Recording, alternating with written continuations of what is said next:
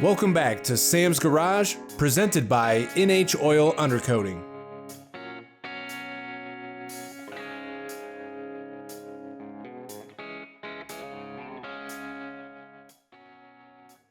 Sam and Doug get to work on the front brakes for the 57 Thunderbird.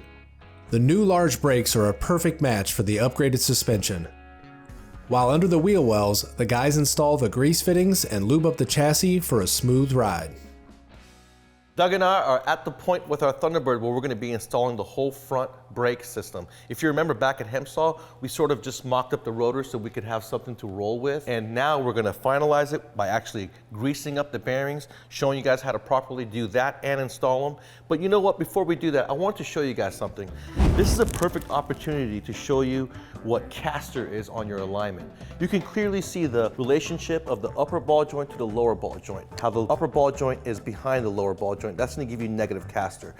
When you're straight up and down, you start to go to zero. Then when you go the opposite way, which is backwards, wrong, you never want negative caster. Why that's important is because caster is what gives you stability, especially at speed when you're going down the road. If you guys remember when you had a bicycle back in the day and you turn the handlebars around and the wheel was further towards the frame, it was very hard to steer. But if you turn it back around to its normal position and the weight of the bike is on back of the wheel, then it's going to be a lot more stable, especially at high speed. Yeah, it really is too, Sam. And they do the awful lot of that on race cars.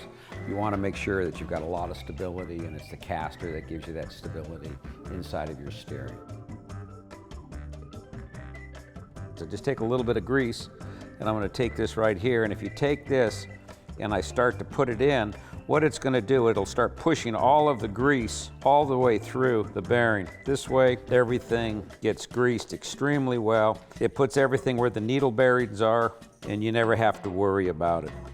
So what we're going to do now is very important. The grease fittings, these are all brand new components. We were mocking everything up in Oklahoma at HE&M. Now we're going to go through and put in all our grease fittings so we can grease all the joints.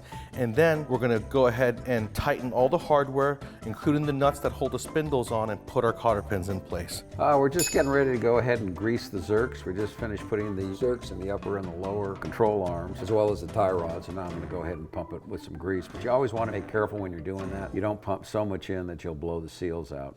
Sam, one of the interesting things as I'm greasing this, back in the day when I was a young man and you went to a service station, they actually serviced the cars. You didn't just pump your own gas, they serviced it.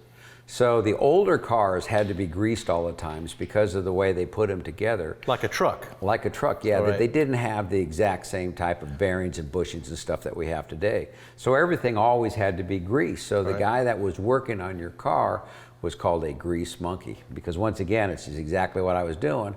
You brought your car in, he serviced it, they put it on a rack, they had the old racks that brought them up, and he greased the cars. That's how they got the name Grease Monkey. That's weird, because when I hear monkey, I'm thinking someone in a monkey suit, or I'm thinking there's a monkey down there. Yeah. So I'm trying to figure out where the word monkey came from. I have no idea, Sam. But I like it. They call them grease monkeys. Hey, we're grease monkeys. It's fine. Hey, it's all right. I don't mind. Nothing wrong with being a grease monkey. Not bad, Doug. We got the front end completed. We got the cotter pins in place. We've tightened all the hardware. We've got our grease in the joints, grease in the bearings, ready to go. Yeah, it looks great, Sam. I'm really tickled with the way it looks. The car's going to have a lot of power, and it looks like it's going to stop just great and steer as well. So it looks fantastic. Absolutely. And those wheel wood calipers, what I like about them is that they're universal. They can go on any corner of the car. But when it comes to you guys bleeding the brakes, ignore the bottom bleeders. Never ever try to bleed your brakes with the bottom bleeder valves. Always go on top.